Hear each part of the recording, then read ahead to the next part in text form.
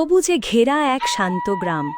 সেই গ্রামে বাস করত মদন নামের এক সৎ কৃষক।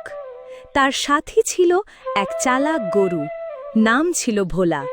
মদন ভোলার দুধ বিক্রি করে কোনো মতে সে তার সংসার চালাত।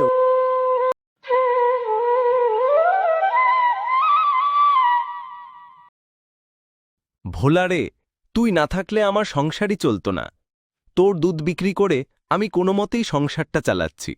তুই না থাকলে আমি মনে হয় না খেয়েই মারা যেতাম। মালিক, এরকম কেন বলছেন?